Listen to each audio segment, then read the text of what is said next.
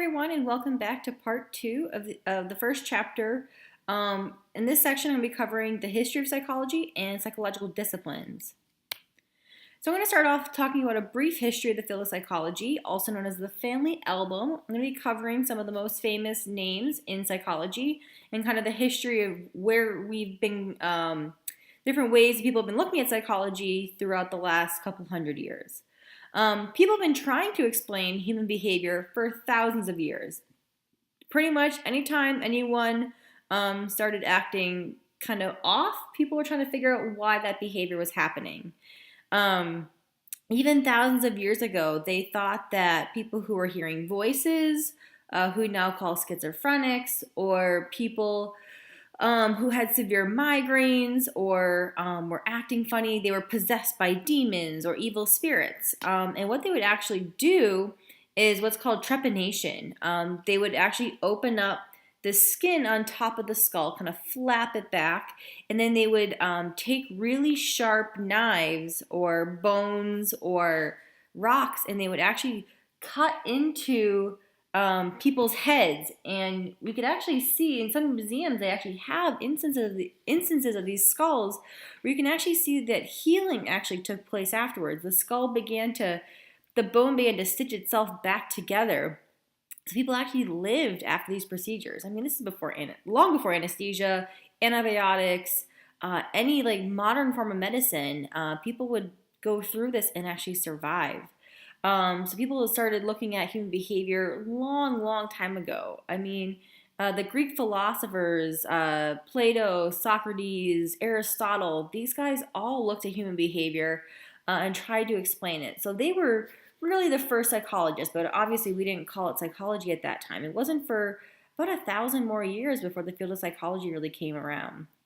Over here on the right, you can see a picture of a head outline. And on it, you can see a bunch of different kind of sections of the head. This is actually called a phrenology head. Was an early attempt to assess personality that would examine various areas of the skull. So what they would do is a phrenologist, a person who did this type of work, would put their hands on your skull and they would measure all the bumps and ridges on your skull. So if you feel your skull, put your hand on your head, get under your hair, you can kind of feel that your skull's not a perfect sphere. It's got some little bumps to it. And what they would do is they would assign different raises or lowerings in the skull to carry different characteristics. So you can see one here that says caution. There's another one here that says, I think it says humility on there, hope. So if you had a bump there, maybe you were a more hopeful person, but if it was kind of going inward, you were less hopeful of a person. And they would do this for people who are trying to hire people to work in their business. They would, feel their head and be like, oh, this person's going to be really responsible and timely and they have good concern, or they might be more likely to be a thief. So it was definitely not a really really good way of determining someone's personality. And it was a pseudoscience. Phrenology is completely debunked. Now, we do know that there are different parts of our brains that have different areas for different specializations, but that does not reflect on the surface of your skull. But it's kind of fun to hear about these early attempts. The first true psychologist, known as the father of psychology, his name is Wilhelm Wundt. He was German, and W's are pronounced kind of like as V's. And he was active in the late 1800s, and he was the first person to begin systematically looking at human behavior. So, a little joke here. Our first psychologist, Wilhelm Wundt. All right. So he was interested in understanding how we experience sensations, images, and feelings. So he was first to systematically observe various stimuli and then how that affected people's perception of these things, so lights and sounds on our behavior. So a stimulus is any physical energy that an organism senses, and what he did was called introspection. This is a formal method used by early psychologists to collect information by training people to use their first-person subjective ability to directly examine their own thoughts, feelings, and sensations. So Wundt insisted on scientific observation, systematic observation, and measurement. His student Karl Marx actually discovered what he called imageless thought. This is an old term that was used to describe the inability of introspectionists to become subjectively aware of some of their inner mental processes. And it's an early term that would describe as cognitive unconscious. So pick up two objects. As I'm recording this, I have a remote control and my cell phone, and put them in your hands. Which one's heavier? Feel the weight in your hand. For me, I have my cell phone in my left hand, and that's heavier than the remote control that I'm holding. But how do I know that it's heavier or that the remote is lighter? How do I feel that weight difference? You can kind of describe the muscle tension and the weight in your hand, but how do you really perceive that? Or if I asked you, to describe the color red to someone who's never seen red before, how would you describe that in a systematic way? And, Wundt was the first one to begin to look at this in a more in-depth way, but he still wasn't getting very far. And that was what his student Karl Marx kind of pointed out, is that we can only do so much with our subjective internal understanding of ourselves. So I want us to do a little experiment. If you can, go find a piece of candy. If it comes in a variety of fruit flavors, that's better. So something like Skittles, Jolly Ranchers, Jelly Beans, Starburst, etc. So go ahead, rummage around your house or your backpack and find something. If at all possible, do not look at the flavor or color. So grab just one from the bag and hold it in your hand so you can't see it, or maybe under the table. Okay? So first of all, I want you to try to unwrap it if it's a wrapped candy, like a Jolly Rancher or Starburst, without looking at it. So do it under the table. You have plenty of experience that you can do this.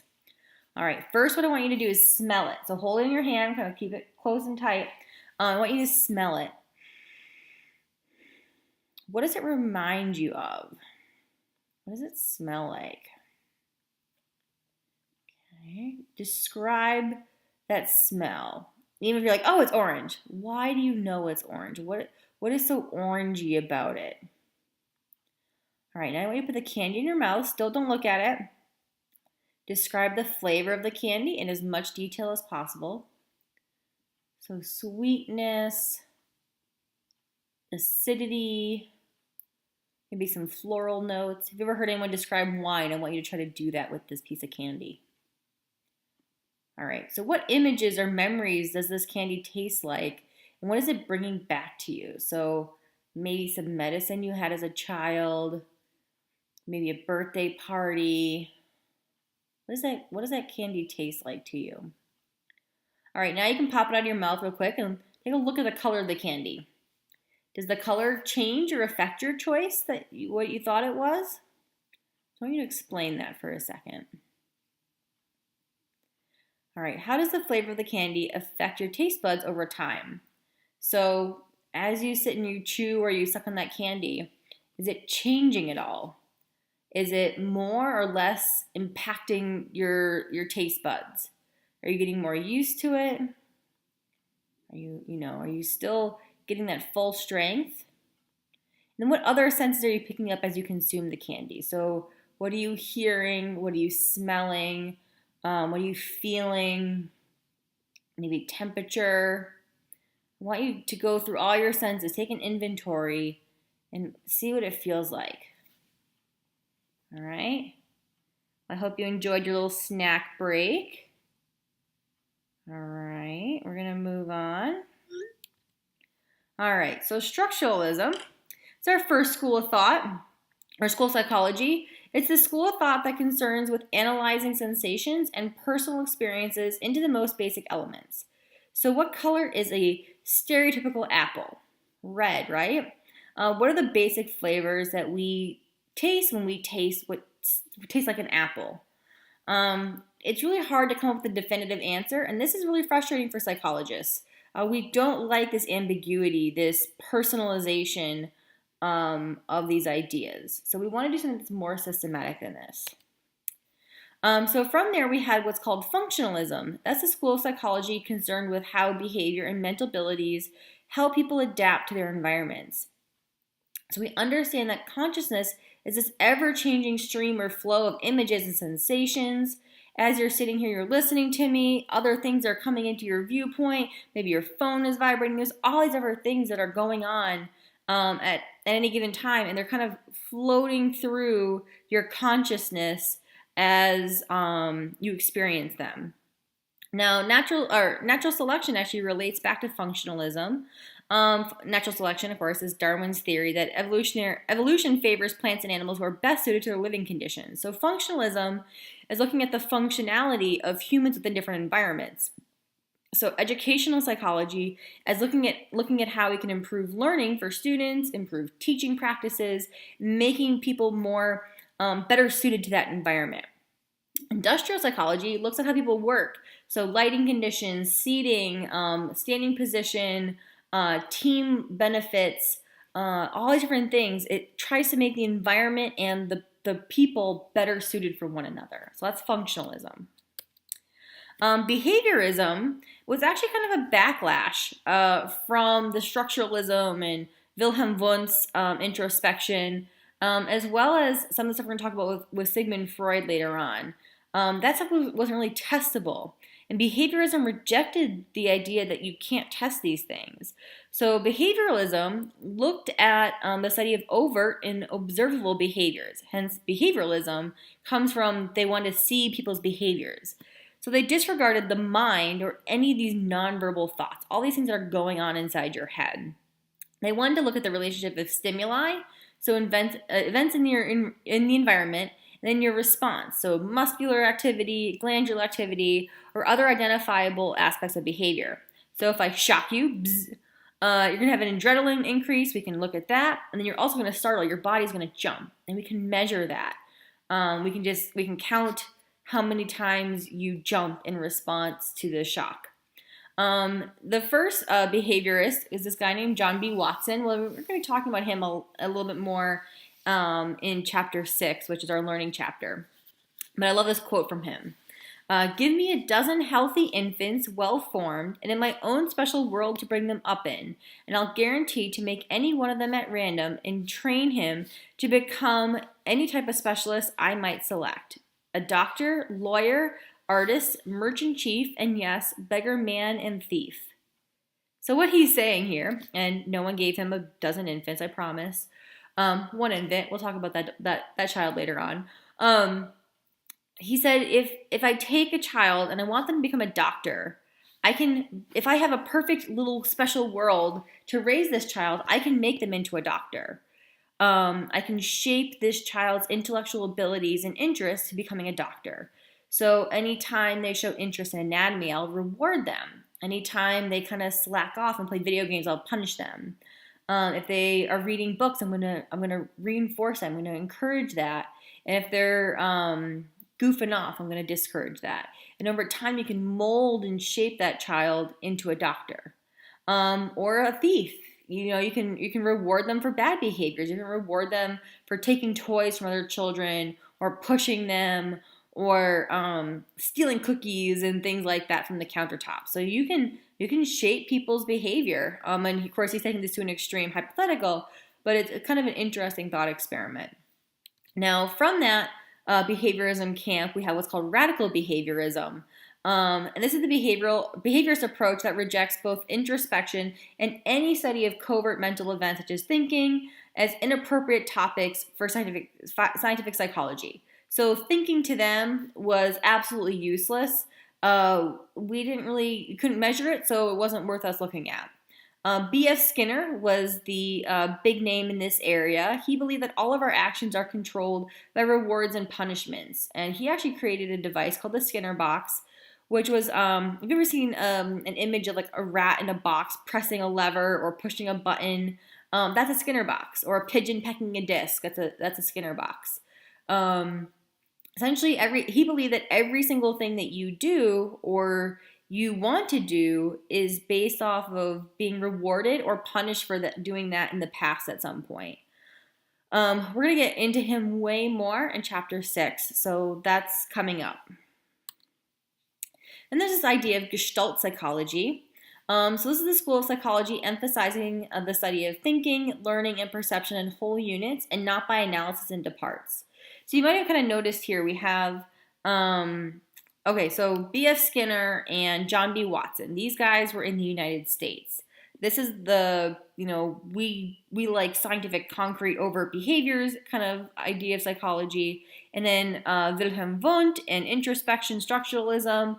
And then Gestalt psychology, these are Germans, these are the Europeans, and they were a little bit less concerned with this, more interested in these harder to define characteristics. And we'll get with Freud, and he's another one of these as well from Austria.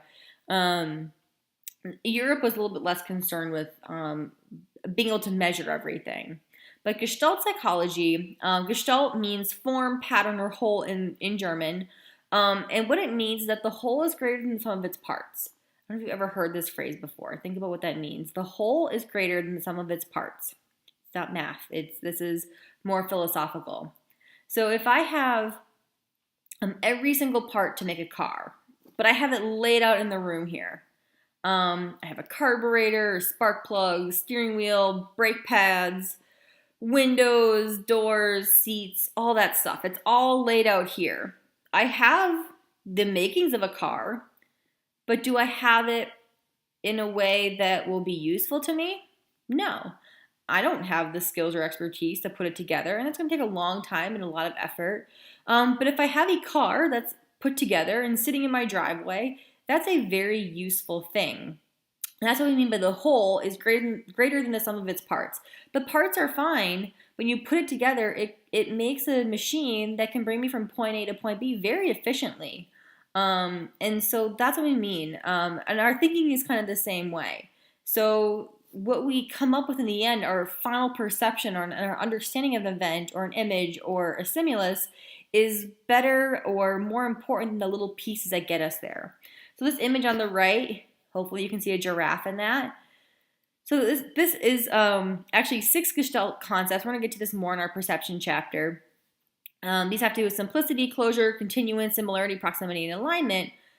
There's no, true lines here connecting all these little blobs to make a giraffe, but our brains takes these little pieces and it makes it into a meaningful image of this really cute animal. So that's what we mean by Gestalt. The whole is greater than the sum of its parts, even within this image here. Or again, we're going to get into this more later on. All right. Psychoanalytic psychology. This is Sigmund Freud. This is the guy that everyone thinks of when you hear psychology. He's a goofball. He talks a lot about sex and aggression. He's a lot of fun to talk about, but he's not really well regarded in, a traditional sense within the field of psychology today. But he is very important because he was one of the founders of this field and, again, one of the best known psychologists out there. So he believed in this idea of the dynamic unconscious. This means that most of our parts of our mind are beyond our awareness, especially our conflicts, impulses, desires. They're not directly known to you. You can't think about them. You can't think about your biases, the conflicts that you're having, these internal struggles. So he kind of pictured our mental life like an iceberg. You probably heard only the tip of the iceberg is showing. The rest of it is under the surface of the water. And this is kind of the same thing like he believed our consciousness. Only a little teeny piece is kind of floating above the surface that we're aware of. The rest of it is all below the surface, and we don't have access to that. But every once in a while, these repressed thoughts will bubble up and cause us to have issues. So we'll lash out at someone, or we'll say something silly instead of saying my husband. I'll say my father. Oh my goodness, that's so crazy. But according to Freud, these are these unconscious thoughts that have been repressed, held outside of our awareness, and they get revealed in these strange ways. So maybe a dream that you're having, or a slip of the tongue, also known as a Freudian slip. When you say one thing, but you mean your mother. See, it's a Freudian slip kind of example. Freud believed that all thoughts, emotions, and actions are predetermined. Nothing happens by accident. So this is the opposite of behaviorism, which means our internal thoughts are the cause of our behavioral responses. Not that rewards and punishments have set us up to guide our behaviors, which was behaviorism. Um, Freud was the beginner of the traditional talk therapy approach. It was called psychoanalysis and his ideas.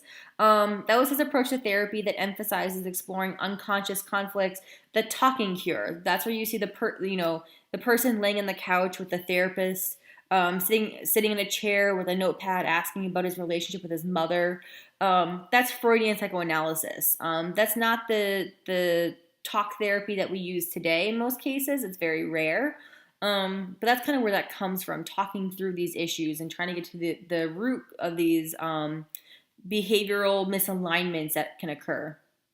Now, psychoanalysis is very, very time consuming. They would do hours every single day, every day of the week for years on end, with a bunch of different kind of weird practices in there. Now, today, if any of you have ever been to therapy or know much about therapy, it's usually like once a month, every 2 weeks, maybe once a week. And it's, 50 minutes in and out. Definitely not psychoanalysis, but he was the first to begin this idea. Freud was also the first person to appreciate the role of early experience in a true way. He believed that the child is the father to the man. Think about that. The child is the father to the man. So the child is kind of what raises that person into who he's going to become. So the traumas, the experiences, the learning events that occur to a child help define and shape the person who he's going to become as he gets older. Neo-Freudian approach is a psychologist who accepts the broad features of Freud's theory but has revised it to fit their own concepts, typically with much less sex and aggression in more modern times. But Freud's fun. Everyone likes to talk about him. He was notorious for his cocaine habit. He chain smoked cigars. He hated America and American food. He was a very goofy, controversial figure. And everything was about penises and aggression, Oedipus complex, penis envy, all these crazy things. So we'll talk about him more. But he's definitely someone that is a larger than life figure in the field of psychology. All right, humanistic psychology. These are the psychologists that approach psychology in a way that focuses on human experiences, problems, potentials, and ideals. I call them the hippie kumbaya psychologists, like, oh, let's hold hands and sing in a drum circle. They believe that we're not ruled by unconscious forces, and they believe in determinism and free will. Determinism is the idea that all behavior has prior causes that we'd be able to completely explain our own choices and actions if all these causes were known. They believe in free will, the idea that humans are capable of making choices and decisions for themselves. This rejects Freud's, unconscious idea, this mental iceberg that's below the surface. And they believe that we have a need for love, self-esteem, belonging, self-expression, creativity, and spirituality. They believe these things are fundamentally important for humans to be successful in their lives. We're going to talk about this more in a later chapter, but this is Maslow's hierarchy of human needs. Now, Maslow is one of the big humanistic psychologists in the field, and he had this pyramid here. And on the bottom of the pyramid are the things that you absolutely have to have in order to get through your life. These are considered your basic needs. So the first ones are physiological needs. You have food, water, warmth, and rest. So you have to have food to survive. You have to have water, basic warmth, and rest. If you don't have these things, you can't worry about anything else. Above that, once you have food and water, you can worry about your safety and security. But if you're starving, you're going to risk your security. So think about you being in a war, hiding away from someone who's trying to hurt you or your family. You're gonna risk yourself, for food, water, warmth, and rest. And then safety comes above that. Then we have our psychological needs. These are needs for belongingness and love needs, having friendships, relationships. And then we have esteem needs. These are needs of prestige and feelings of accomplishment. You have to feel like you're generating something and doing something worthwhile and valuable. And then on the top of this is self-actualization. This is an ongoing process to fully develop your full potential. And this can include creative activities and self-fulfillment. Doing something that makes you feel like you are doing something that you can't live without. So might be art or music, caretaking, helping other humans. All these different things are part of the self-actualization process. And to reach that pinnacle of this hierarchy, you have to put in a lot of work. So this is Maslow's hierarchy, and we'll come back to this in a later chapter. Then we have cognitive behaviorism and cognitive psychology. So cognitive psychologists realized that behaviorism was too extreme. We can't just completely ignore what's going on in people's heads. And then now it's kind of formulated into what we call cognitive behaviorism. This is an approach that combines behavioral principles with cognition. So looking at perception, thinking, anticipation, problem solving, language, all these good things to help explain human behavior.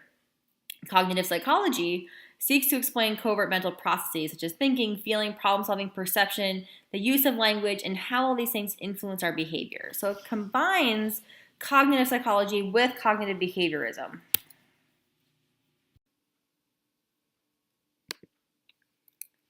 All right, so after this, we're going to talk about the role of diversity in psychology's early days. So as you probably noticed, there was a lot of old white dudes in our previous family album, but we're all psychologists old white dudes, most of them, but not all of them.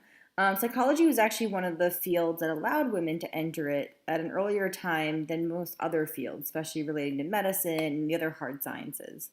Margaret Washburn, she was the first woman who was awarded her PhD in psychology in 1894. And by 1906, 1 in 10 psychologists were women already. This puts women ahead in psychology compared to pretty much any field of that time. Francis Cecil Sumner, he was the first African American to earn a PhD in 1920, and Inez Beverly Prosser was the first African American female psychologist in 1933. By adding diverse individuals into the field, it helped us understand the process or our processing as humans beyond just the viewpoints of old white male psychologists. And this is a really important factor for understanding of human nature. We can't have this singular lens. And especially today, we're increasingly understanding the diversity of human thought through these diverse lenses. The gender bias in psychology was also present for many, many years. This is the tendency for females and female-related issues to be underrepresented in research, whether it's in psychology or otherwise. Even in medical research, oftentimes medical testing is only done on men. It wasn't until the 90s that we realized that men and women have very different symptoms for common illnesses such as a heart attack. You know, the pain in the chest and pain radiating down the left arm, that was something that we realized that men experience with heart attacks, but women actually have a whole different host of symptoms. So a lot of women were going undiagnosed or untreated during heart attacks. So that's just kind of an example in the medical field where women are underrepresented in terms of research. In the 1960s, psychologists actually thought that women were less morally mature than men. It turns out what they were doing was they were testing moral maturity as it related to male populations in college, and then they were comparing them to women of the same age. And it showed that women were less morally mature. But what they were actually doing is that they weren't testing as many women, and then they weren't testing women with the same level of education. In the 1960s, 1950s, very few women were actually going to college and obtaining their degrees. So you're testing people on unequal footing. So men with degrees or working towards degrees and women with maybe a high school education. Once they evened out these populations, this moral immaturity went away. We actually saw that women are just as morally mature, as you can imagine, as men are. But even today, they still make an assumption that conclusions that are based off of research done on men also apply to women. But think about this. There's a lot of different places where men and women differ in their thinking, processing, viewpoints, and opinions. So think about sexuality. This is still more frequently tested on male college students, their viewpoints on sexuality, sexual behaviors. they're not asking the same questions to women, but obviously there would be very different viewpoints and behaviors that are being acted by males and females. So we have to be more open to increasing gender inclusivity in psychological research. So who's weird? I like this acronym. It comes from Edward Tolman. He noted that much of the psychology research we read is based on rats and college students. So think about who college students usually are. And typically they're tested on students who average about the age of a college sophomore, so 19 to 20. Typically, college students, especially here in the United States and in Europe, are Caucasian, middle class, or weird, Western, educated, industrialized, rich, and democratic. So it's difficult for us to generalize our findings outside of that population, especially if we're looking across national lines. There are very big differences in how people process information depending on the culture that they're raised, the language that they speak, and just their experiences. If they're very different, they're going to have different viewpoints. When you go over to the university, if you take Introduction to Psychology, you'll see that what they do is that they give a test grade for either participating in research or writing papers. Now, you guys are probably not going to be over the age of 18 when you take this class. You'll have to write the papers. I'm sorry. They're not too terribly difficult. But most of the students are going to opt to participate in research. And this is called the subject pool. So the benefit is that the students get to participate as subjects in psychological research. And then the psychologists also have the benefit of having a pool of about 600 students every semester who need to participate in research. And they typically have to do 3 experiments. So it's a great way for researchers to gain access to these large groups of people who have to go and do research. But again, that kind of limits your population. If you're doing research on, perception of, political attitudes or something, you're only getting students from the greater Boca Raton area typically, people who live in South Florida or have chosen to come to South Florida. You're really limiting your viewpoints and diversity of your subjects. So it's one of those things that we have to be mindful of when we're doing this type of research to make sure that our samples aren't weird. And that's something I want you guys to kind of keep in mind going forward. All right, so the 3 complementary perspectives on behavior. So we talked about the schools of thought. We talked about structuralism, functionalism, behaviorism, Freudian psychoanalysis, Gestalt psychology. And while some psychologists still maintain some of the basic tenets of each of these disciplines, these schools of thought, today they've kind of blended them into newer, more broader perspectives. And it kind of has 3 points that they kind of operate around, and that's biological, psychological, and sociocultural. So the biological perspective is the attempt to explain behavior in terms of underlying biological principles. They look at brain processes, evolution, and genetics. It helps explain the way we think, the way we feel, perception, abnormal behavior, and more. We can do brain scans of individuals and see differences in their brain anatomy or the blood flow, and we can actually detect things like depression, schizophrenia, ADHD, Alzheimer's, generalized dementia, things like that. We can also see how people listen to music or they process a word problem in math, for example. We can see that processing occurring in real time today. Neuroscience is the broader field of biopsychologists and others who actually study the brain and the nervous system, and they also work with biologists and biochemists very, very closely. We actually have a neuroscience major here, and it crosses between the biology and psychology programs, which are really interesting. Within this, we also have evolutionary psychology. That's the study of how human evolution and genetics can explain current human behavior. So if we see how we kind of came to be our modern selves, we can learn more about our behaviors today, which is really fascinating.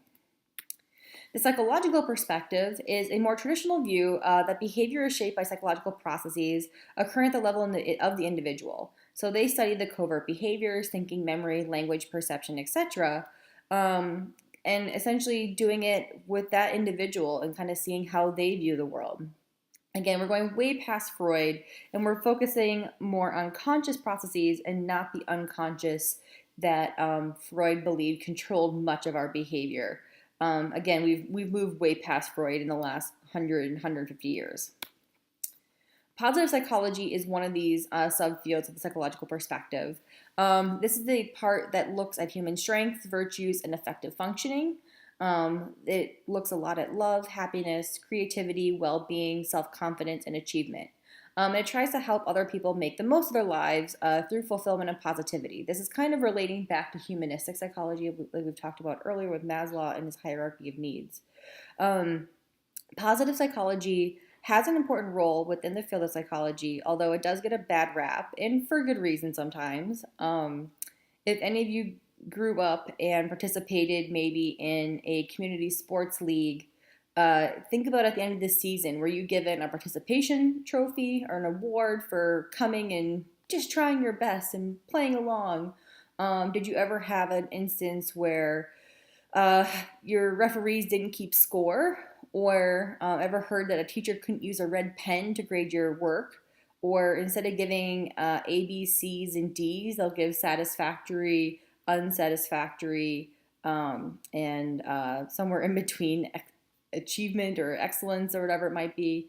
These are examples of positive psychology, essentially trying to make sure that we keep students' self-esteem high, or children's self-esteem high. There's a lot of research that shows that by having high self-esteem and high self-confidence makes children more resilient to adversity.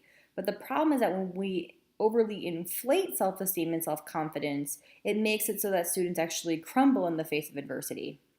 So maybe I want you guys to kind of self-reflect a little bit. Maybe you had parents who always told you were so special and so important and so amazing. And now that you've come to school here and you're maybe seeing B's, C's, D's, and F's for the first time, it's really, really kind of rocking your self-confidence. And that might kind of have been part of this overinflation of self-confidence and kind of this readjustment. It's a painful transition to make, but it's one that's really important, and kind of being able to refocus on what makes you happy, what gives you creative fulfillment, feeling loved, and the sense of well-being. That's an important part of this as well. So a little self-reflection goes a long way here. But positive psychology is important, but again, it's had some negative backlashes. I'm a millennial. We were the first generation who was kind of hit with this positive psychology bus, especially in school and in student athletics. But it gets a bad rap for good reason, but at the same time, it still does play an important role within the field of psychology. So has not been abandoned completely. Then we have the sociocultural perspective. This is the focus on the importance of social and cultural context and the influences that influences the behavior of individuals. So we have to look at the larger community makeup. We come from an individualistic culture here in the United States, but if you go anywhere in Asia, typically they have a more collectivist culture. So the importance of the community and the family takes importance over the role of the individual. Here we might see, parents encouraging their children to achieve greatness even if they get left behind. But in other cultures, the whole family has to rise for the individual to rise. And so we can see differences in how people view the world through their larger community makeup and the culture in which they're raised. Cultural relativity is the idea that behavior has to be judged relative to the values of the culture in which it occurs. We have to understand other people, including the way we diagnose them or we treat them for mental disorders, in a way that's sensitive to their background. So Native Americans have a connection and spirituality with nature. They may talk about hearing voices in the forest, or feeling, a relationship or community with rocks and trees and animals. And to our Western perspective, that may seem kind of strange, but that's part of their spirituality. Now, if you go into a Catholic church, you'll see people praying in front of candles or praying to various saints or the Virgin Mary, and that might seem really weird to someone else, maybe from a Protestant culture, but we have to view that within the context of the culture in which that person is raised. So we have to have this understanding that what we deem to be correct in the culture in which we're raised may not be the same for everyone else in the world. So we understand that behavior is influenced by differences in age, ethnicity, gender, religion, disability, and sexual orientation. A person who's 15 years old is going to have a very different perspective than someone who's 80 years old. Someone who is born in North Korea will have a very different perspective than someone who is raised in Argentina. So we have to keep an eye on making sure that we understand the role of diversity in people's thinking. Social norms are these rules that define acceptable behaviors and expected behaviors for that member of that group. So, for example, eating rituals. Here in the United States, when you're eating soup, for example, you don't want to slurp. You want to eat it very quietly. But in parts of Asia, it's actually seen as a compliment to the deliciousness of that meal if you slurp your soup. You have to slurp in the noodles. Otherwise, it's a sign of rudeness. You're not enjoying the food. Finishing all your food or leaving some on the plate, that varies culture to culture. Using your right versus left hand to eat. Here in the United States, we eat with both hands. It's not a problem. But in much of the Middle East and in India or Africa, if you use your left hand to grab your food, it's seen as extremely disrespectful and unhygienic. Typically, people there, they'll eat out of a communal dish with their hands instead of having all separate plates and utensils. So the right hand is used for eating. The left hand is used for personal hygiene, using the toilet. And you would never want those two to cross because you'd be using your toilet hand for eating out of the communal dish. So you'd only want to use your right hand. And for someone who's not used to that, it's easy to slip up and make a big faux pas and make someone very angry at you. You're going to be reading as an assignment a paper about the Nasarima tribe, and so we'll discuss that when that's over. So the field of psychology, guaranteed not to shrink, but good joke, shrinks, psychologist, maybe you're getting this. So what is a psychologist? A psychologist is the person who's trained the methods, factual knowledge, and theories of psychology at a master's or doctorate level. For people to call themselves a psychologist, they typically have to have a doctorate, although with master's degrees, it depends on the training. So what do they do and where do they do it? 32%, so about a third, are employed full-time at colleges and universities. 31%, another third, are in private practice, and the rest work in schools, government, business, hospitals, and human services. They can provide mental health services, work in education, management, research, and a variety of different fields. And there are over 50 divisions within the field of psychology. If you go onto the APA's website, they actually have a basic breakdown of some of the major fields of psychology. And there are so many out there. Like I said at the very beginning of this lecture in chapter 1, there's so many different ways that psychology can apply to almost any field or any business, any discipline. That psychologists have kind of infiltrated their way through anything, which is amazing. So animals and psychology. So psychologists don't just limit themselves to trying to understand the behaviors of humans. We like to look at the behaviors of any living creature. So cats, dogs, parrots, dolphins, primates, rats, mice, rabbits, whales, lizards, fish, you name it. People do research on these animals. So animal models in research is an animal whose behavior is studied to derive principles that may apply to human behavior. So if we look at dolphin communication, we can understand dolphins better, but we can also understand humans better through that. If we look at conditioning of rats and their behavior, so different conditioning settings or intervals, we'll talk about that in chapter 7 in our learning chapter. We can understand a lot about human behavior through them. Of course, primates are relatives in the history of, hominid ancestors. And so we can learn a lot about early human civilization through understanding primates and kind of their cognitive abilities. So animal research can help us understand ourselves better, but it also helps us understand other animals and helps improve their lives. So it helps us take care of our pets better, knowing that we have to give them better nutrition or better toys to keep them busy. I don't know if any of you guys have a really anxious dog at home, and maybe you got one of those Busy Bones or Kong toys where they have to like lick peanut butter out of it, um, or they do like little puzzle boxes. This is, all based off of animal psychology. Animals in zoos, again, keeping them busy, not just giving them a plate of food, or a big bowl of food. They hide it throughout their exhibit to keep them mentally stimulated. They also typically have them learn to target or to do various body positioning so that vets and the caretakers can actually see all the parts of the animal, look in their mouth, look in their ears, their eyes, their tails, their bellies, to take care of them on a day-to-day basis. And they do that with different training principles that we're going to learn about in this class as well. Taking care of livestock, understanding herding behaviors to make their habitat more humane, as well as the slaughtering process, which we'll talk about in Chapter 8, and helping us conserve endangered species. This fun example is that pandas in captivity were baffling the people who were the caretakers because they weren't mating. And of course, pandas are critically endangered species, and they wanted to create more panda babies. And they would put the male and female pandas together when the female was in heat, and nothing was happening.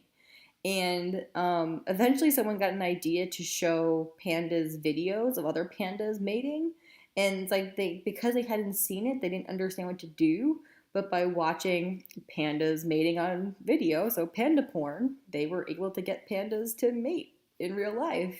And it made the success of their mating practices much more effective, and they were able to get many more baby pandas. So just another goofy example of how we can conserve endangered species. Also, if we understand their habitat and their movements and their social structures and different groups and sizes and things like that, we can conserve their environment better as well. So psychology, though, typically we try to help people and help humanity, which we talked about earlier. So clinical psychologists, that's a psychologist who specializes in the treatment of psychological and behavioral disturbances, or who does research on these disturbances. So clinical psychologists look at more severe issues: schizophrenia, bipolar disorder, things like that, dissociative identity disorder. They research these disorders and the different therapies to help people. Counseling psychologists, they're a psychologist who specializes in the treatment of milder emotional and behavioral disturbances. They help with milder problems such as work trouble, social issues, marriage problems, helping kids adjust to various stressors, divorce, moving, things like that. To be a psychologist, it's best to have a PhD, which is a doctorate of philosophy, and then you have it in the field of psychology, but you can get a PhD in pretty much any field. You can get a PhD in theater, you can get a PhD in biology, astronomy, you name it. A PsyD, which is a doctorate of psychology, which you might think like, well, that sounds like it makes way more sense. Why don't you have a doctorate of psychology? Well, PsyDs are typically more common for people who want to go into clinical and counseling work. It's a counseling-based degree, and research is kind of secondary, whereas with a PhD, research is the primary focus with additional therapeutic training if the person is trying to become a clinical or counseling psychologist. You could also get a PhD in experimental psychology like I did, and no therapy is taught. So I have a PhD in psychology, but I cannot treat patients or see patients or help people. I can't diagnose them. I like to say I'm not a useful psychologist. So a PsyD typically is for someone who wants to go into clinical psychology or work with helping other people. Now, the difference, though, also comes in with the cost. So a PsyD is typically granted from more career-focused universities like Nova. They have a PsyD program, and you have to pay about $40,000 to $50,000 a year to go through the PsyD program, and it's about a 4 to 5 year program. A PhD, on the other hand, is paid for most likely by the university. So you go to school. The school pays you a small stipend. It's enough just to barely live on. And then in return, you help them out by either being a research assistant or a TA, a teaching assistant in their classes. So typically when you're at the university next year, you're going to have these TAs, and they're typically PhD students, sometimes master students, who are actually being supported by the university to go to school. Now, the benefit of this is if you're a frugal person, you can get through graduate school with a PhD without taking on any additional debt, which is what I did. So, you just live cheaply for the 4 to 6 years it takes you to graduate. And then you don't have to worry about taking out any more loans, which is really nice, or just taking out small loans and not having to burden yourself with $250,000 worth of debt like you would for a PsyD. An EDD is a doctorate in education. So depending on the goals, typically clinical or school psychologists like Dr. Chance have their doctorate in education. So they have an EDD. In each of these fields, they will do research and therapy. Again, if they're not experimental psychologists, which we don't do therapy, but they will all do some aspect of research within that program. To perform therapy, a person has to be licensed by the state, and the procedure and policies and exams that go into that differ state by state. But a person can call themselves a therapist, a life skills coach, a rebirther, a million little things, without any specific training. But to call yourself a real psychologist or to be a clinical psychologist or counseling psychologist, you have to be licensed by the state. So that's a really important designation.